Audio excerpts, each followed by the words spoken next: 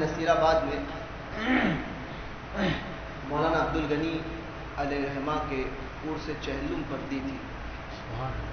اسی مبارک شریف میں ہمارے خاندان میں سبحان اللہ سے اشاعت دی تھی. تو مولانا عبدالغنی فقر خاندیش فقر مہاراشٹر کو سبحان اللہ چہلم پر ان کی حیات میں میری ایک ہی ملاقات اس مرد کامل سے مرد کلندر سے ہوئی تھی. شاید آپ میں سے بہت سے لوگ ان کو دیکھ چکے ہیں, یہاں پر کئی مرتبہ آئے بھی ہوں گے. حضور مفتی اعظم کے خلیفہ تھے. سبحان اللہ. دراصل ہوتا یہ ہے کہ عموماً یہ ہوتا ہے کہ لوگ ہمارے پاس کیا خزانہ ہے اس کی طرف توجہ نہیں دیتے اور ڈھونڈتے ہیں کہ باہر سے کوئی نعمت ہمیں ملے. اسی نعمت میں سے ایک نعمت مولانا عبدالغنی نے سبحان اللہ سبحان اللہ. یا پھر لوگوں نے انہیں پہچانا نہیں یا پہچان کے اپنانے کا انکار کیا یا ان کی قدر نہیں کر پایا. بہرکیف اس ذات کو فراموش ضرور کیا ہے کہ خاندیش میں حضور مفتی اعظم کے مستند خلفاء سبحان اللہ سبحان اللہ سبحان اللہ. ایسے عالم دین جن کے متعلق خود میں نے مفتی نانپارہ سبحان اللہ سبحان اللہ سبحان مولانا رجب علی خان قادری رحمۃ اللہ علیہ, یہ بھی حضور مفتی اعظم کے مرید خلیفہ تھے اور مرید تھے اعلیٰ حضرت کے خلیفہ محدث عبدالعزیز بجنوری رحمۃ اللہ علیہ. سبحان اللہ سبحان اللہ. مفتی نانپارہ بڑے پائے کے بزرگ تھے. بات کسی کی بات کو بتانے سے پہلے اس ذات کے متعلق بتانا چاہتا ہوں تاکہ آپ کے ذہن میں وہ بات کہ انہوں نے کیا بات کہی. بڑوں کی باتیں بڑی ہوتی ہے مگر اس سے پہلے اس بڑے کو جاننا ضروری ہے. مولانا مولانا مفتی نانپارہ رجب علی خان قادری رحمۃ اللہ تعالیٰ اس علاقے میں بھی ان کا آنا ہوا, نصیر آباد میں, راویل میں. یہاں کے متعلق پتہ نہیں ہے, البتہ خاندیش میں ان کا آنا ہوا ہے. ناسک کی سنیت جس کے دم قدم سے تھی وہ مفتی نانپارہ. سبحان اللہ سبحان اللہ. ایم پی میں چھترپور, جتارا, ٹیکم گڑھ, کھرگاپور, ان علاقے میں مفتی نانپارہ پہنچے. جن علاقوں میں آپ نے باقاعدہ طور پر کئی مہینوں ان علاقوں میں ناسک وغیرہ میں آپ کا قیام رہا, باقاعدہ مفتی نانپارہ کا قیام رہا, ان علاقوں کی سنیت کا آج بھی جواب ہے. سبحان اللہ سبحان اللہ. آج بھی ٹیکم گڑھ کی سنیت ایم پی میں ایک مضبوط قلعے کی حیثیت رکھتی ہے. اب سرنگیں لگ گئی ہے باہر, چونکہ مفتی نانپارہ کے بعد میں کوئی ایسا مرد کامل نہیں ملا. ناسک کا وہی حال ہے. بہرکیف مفتی نانپارہ یہی کافی ان کی عظمت کو سمجھنے کے لیے ہے کہ کیسے کیا جام پلایا ہوگا کہ لوگ سنیت پر مضبوط قائم. سبحان اللہ سبحان اللہ. دوسری کرامتیں ان کی تو بہت سی ہے. ایک کرامت تو ان کی خاص تھی, بچوں کو اکثر نابالغ بچے جب جاتے تھے تو ان کو کچھ نہ کچھ دیا کرتے تھے. جیب میں ہاتھ ڈالتے تھے, جب بھی جیب میں ہاتھ ڈالے اور کسی کو دینے کے لیے نذر دینے کے لیے مفتی نانپارہ نے ہاتھ ڈالا ہے, جیب میں سے جب بھی نکلی ہے کڑک نوٹ نکلی. سبحان اللہ سبحان اللہ. یہ مفتی نانپارہ کی ایک خاص کرامت تھی. بعض اوقات ایسا ہوتا کہ جیب میں کچھ پیسے کبھی نہیں ہوتے تو کبھی ڈھونڈتے تو نہیں ملتے, تو صدری کبھی دھو کر آئی ہوئی ہوتی, کہتے صدری کہاں ہے؟ بولے حضور ابھی دھو کر آئی ہے. بولے لاؤ, لیتے تھے اور اسی صدری میں بسم اللہ بول کے ہاتھ ڈالتے. سبحان اللہ. جب نکالتے تھے تو کڑک نہیں ہوتی. ایسے بزرگ مفتی نانپارہ. یہ تو کوئی کہہ سکتا ہے کہ پیسے رکھے ہو، لیکن جس نے دیکھا ہے وہ جانتا ہے کہ مفتی نانپارہ ان بزرگوں میں سے نہیں تھے کہ جو اپنے مریدوں کے ذریعے اپنی کرامتیں بھی، ان کو دیکھ کر لوگ کہتے تھے کہ یہ اللہ کا ولی ہے۔ سبحان اللہ، سبحان اللہ۔ وہ اپنے زبان سے اپنا تعارف کرانے والوں میں نہیں تھے، جب بھی تعارف کرایا ہے صرف اور صرف مسلک اعلیٰ حضرت۔ سبحان اللہ، سبحان اللہ۔ مفتی نانپارہ رحمۃ اللہ تعالیٰ، ایک کرامت ان کی یہ کہ ناسک جائیے آپ، ناسک میں جن جگہوں پہ مفتی نانپارہ کا قیام رہا، جہاں پر جانا آنا ہوا، ان میں سے ایک نام بتاتا ہوں، انور خطیب کے ادھر چلے جائیے گا، ان سے پوچھ لیجیے گا۔ بمبئی میں نور قادری صاحب ہیں، ان سے پوچھ لیجیے۔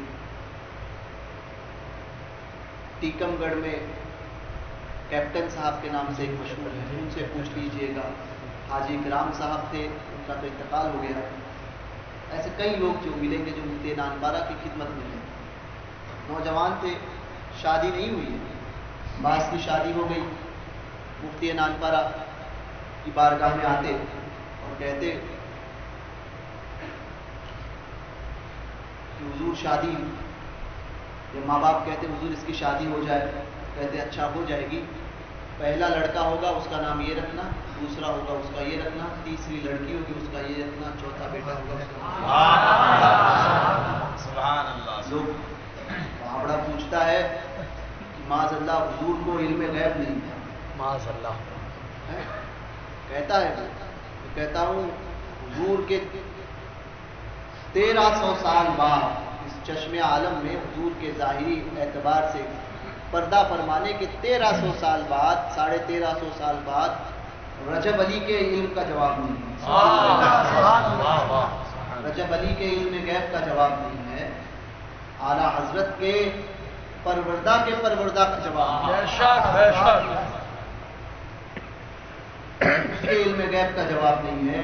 لوگوں نے دیکھا ہے جس ترتیب سے مفتی نانپارہ نے فرمایا تھا۔ لوگ کہتے ہیں کہ ماں کی پیٹ میں کیا ہے کوئی نہیں بتا سکتا، وابڑا بولتا ہے کس کو علم ہے ماں کے پیٹ میں کیا ہے؟ میں کہتا ہوں ماں کے پیٹ کی بات کرتے ہو، اللہ کا ولی باپ کی پشت میں دیکھتا ہے۔ ماں کے پیٹ، ماں کے رحم کی بات نہیں، باپ کے پشت میں کیا ہے وہ دیکھتا ہے۔ سبحان اللہ، سبحان اللہ۔ اس کی نسل کتنی آگے بڑھے گی۔ ہمارے ابا کہتے تھے کہ ولی وہ ہوتا ہے جو ماں کی کوکھ سے لے کر قبر کی کوکھ دیکھتا ہے،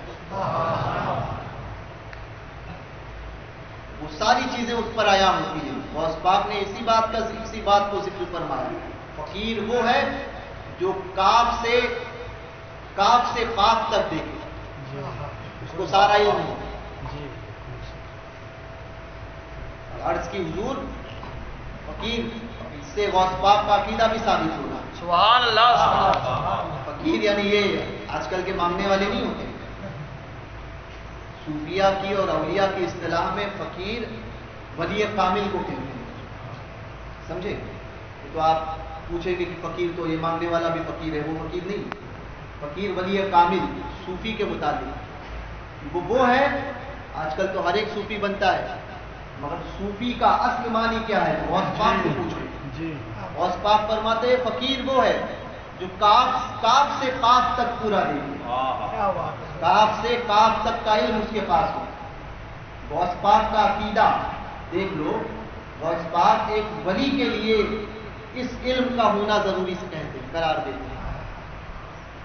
غوث پاک کا عقیدہ کیا ہے؟ ولی کے پاس اتنا علم ہوتا ہے تو پھر حضور علیہ الصلوۃ والسلام کے علم غیب کے متعلق غوث پاک کا کیسا عقیدہ تھا؟ سبحان اللہ۔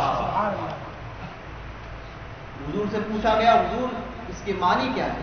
غوث پاک فرماتے ہیں کن سے قیامت، کن ہوتی ہے چھوٹی کاف سے، ہے نا؟ قیامت بڑی کاف سے، کن سے قیامت ہو جا، جس دن اللہ نے فرمایا ہو جا، کن سے قیامت تک کا سارا علم جس کے پاس ہے وہ فقیر ہے۔ سبحان اللہ، سبحان اللہ۔ یہ ولی کی مختصر سی ولی کی ایک تعریف ہے۔ اس لیے بزرگوں نے فرمایا اولیاء اللہ کو چھیڑنا نہیں چاہیے۔ اولیاء کو چھیڑتے ہیں تو پھر اس کا حشر قبر کی کوکھ میں کیا ہوگا یہ وہی جانے جس نے چھیڑا۔ جب اولیاء سے نہیں الجھنا چاہیے تو سید الانبیاء سے جو الجھے اس کا حشر کیا ہوگا۔ مفتی نانپارہ رحمۃ اللہ تعالی نے یہ فرمایا یہ ہوگا وہ ہوگا وہ ہوگا وہ ہوگا۔ کئی بار ایسا ہوا کہ شادی ہوئی، شادی کے بعد کہا پہلا بیٹا دوسرا بیٹا۔ کئی بار ایسا ہوا کہ لڑکے کی شادی بھی نہیں ہوئی، بچہ ہے، مفتی نانپارہ نے کہا قسم خدا کی مفتی نانپارہ نے جو فرمایا مفتی نانپارہ نے، کسی کو کوئی ایک مجھے ایسا نہیں ملا کہ مفتی نانپارہ نے فرمایا ہو یا تو اس کو اولاد نہ ہوئی ہو اور اولاد ہوئی تو اس ترتیب کے خلاف ہوئی ہو جس ترتیب کو مفتی نانپارہ نے بتایا۔ جس کو پہلا بیٹا بتایا اس کو پہلا بیٹا، جس کو پہلی بیٹی بتائی اس کو پہلی بیٹی، جس کو جتنے بچے بتائے اس کو اتنے بچے اسی ترتیب کے ساتھ ہوئے اور نام تک تجویز فرما دیے۔ پہلے کا نام یہ رکھنا، دوسرے کا یہ رکھنا، تیسرے کا یہ رکھنا، چوتھے کا یہ رکھنا۔ اور ایک کرامت ناسک میں ابن علی مرحوم ابن علی کوکری، یہ مفتی نانپارہ کے ساتھ میں سفر میں تھے، ٹرین میں سفر ہو رہا تھا۔ اس وقت یہ اے سی کا جو ہے اے سی کمپارٹمنٹ کا نظام نہیں تھا، تو سلیپر کلاس تھی۔ تو مفتی نانپارہ رحمۃ اللہ تعالی علیہ اوپر کی سیٹ پر آرام فرما رہے تھے، ابن علی حضرت کے سامنے جو ہے وہ نیچے والی سیٹ پہ تھا۔ اچانک اس نے دیکھا، آنکھ کھلی رات میں، اس نے دیکھا کہ مفتی نانپارہ کے جسم پہ مکمل ٹکڑے ہیں، ہاتھ الگ ہیں، پیر الگ ہیں، سر الگ ہے، دھڑ الگ ہے، اور سب جو ہے وہ سیٹ سے اٹھ گئے۔ یہ جسم سیٹ پہ لگا ہوا نہیں ہے، اٹھا ہوا ہے، سب ٹکڑے ہو گئے۔ ڈر کے حیران تھا کہ حضرت کے ساتھ میں کسی نے کوئی حادثہ تو پیش نہیں آیا، کسی نے شہید تو نہیں کیا۔ اٹھ کر کھڑے ہوا، دیکھتا ہے کہ مفتی نانپارہ کے جسم کے ٹکڑے ذکر الہی کرتے ہیں، اللہ اللہ۔ اور جب بندہ فناف اللہ کی منزل پر پہنچتا ہے، بندہ فناف اللہ کی ولایت میں منازل ہوتے ہیں، فناف شیخ، فناف رسول اور فناف اللہ۔ جب فناف اللہ کی منزل میں پہنچتا ہے تو اسے یہ بقا حاصل ہوتی ہے۔ سبحان اللہ سبحان اللہ۔ اس کے جسم کے اذکار میں ایک ذکر ہے سلطان الاذکار، اس ذکر کی کثرت جو کرے گا اس کو یہ کیفیت حاصل ہوگی۔ سبحان اللہ سبحان اللہ۔ یہ علم سینہ ہوتا ہے، اس ذکر کی کیفیت اسی کو بتائی جاتی ہے جو اس کا اہل ہوتا ہے۔ بہرکیف مفتی نانپارہ کی قدر و منزلت اور ان کا مقام اس سے آپ سمجھ سکتے ہیں۔ وہ مفتی نانپارہ، فقر خاندیش، فقر مہاراشٹر، مولانا عبد الغنی نصیر آبادی رحمۃ اللہ تعالی علیہ کے متعلق ان کا ایک خط میں نے پڑھا جو آج بھی ان کے شہزادے ڈاکٹر مسعود صاحب کے پاس رکھا ہوا ناسک میں ہے، میں نے خود اس کو پڑھا۔ اس خط میں مفتی نانپارہ نے لکھا ہے، میں نے اپنی زندگی میں بہت سے عالموں کو دیکھا، مگر آپ جیسا عالم دین میں نے دور دور تک نہیں پایا۔ سبحان اللہ سبحان اللہ۔ آپ جیسا عالم دین میں نے دور دور تک نہیں پایا۔ یہ عظمت اور یہ شان مولانا عبد الغنی نصیر آبادی رحمۃ اللہ تعالی علیہ اپنے محسن کو یاد کیا کرے۔ مولانا عبد الغنی نصیر آبادی رحمۃ اللہ تعالی علیہ ایسے بزرگ تھے ان کے چہروں پر جب ان سے میری ایک ہی ملاقات ہوئی تھی، اور اس ملاقات کے متعلق میں خود اپنے متعلق کیا بیان کروں، جو دیکھے ہوئے ہیں وہ جانتے ہیں۔ 45 سے 60 منٹ یعنی تقریباً 1 گھنٹے کی جو ملاقات میری ان کی پہلی اور آخری ملاقات ان کے وصال سے تقریباً 1.5 یا 2 مہینے پہلے 2005 کی۔ اس گفتگو میں ہماری کچھ باتیں ہوئی، کچھ مسائل پر، اور خاندیش میں آنے کا سبب بھی میرا وہی بنا۔ ان کے چہلوں پر واپسی میں نے دل میں ارادہ کیا تھا کہ اگلی بار جب بھی ملاقات ہوگی تو ان کو وہ موئے مبارک شریف میں پیش کروں سبحان اللہ سبحان اللہ۔ اور اپنے جد کریم حضور غوث پاک۔ تو اس کے بعد میں حالات ایسے ہوئے، سفر کی غالباً میری ملاقات ان سے تھی۔ اسی سال ربیع الاول کی 3 تاریخ کو میرے ابو کا وصال ہوا، اور اسی سال 11ویں شریف کی 11 تاریخ ربیع الاخر کی 11 تاریخ کو مولانا عبدالغنی نصیر آبادی علیہ رحمہ کا وصال ہوا۔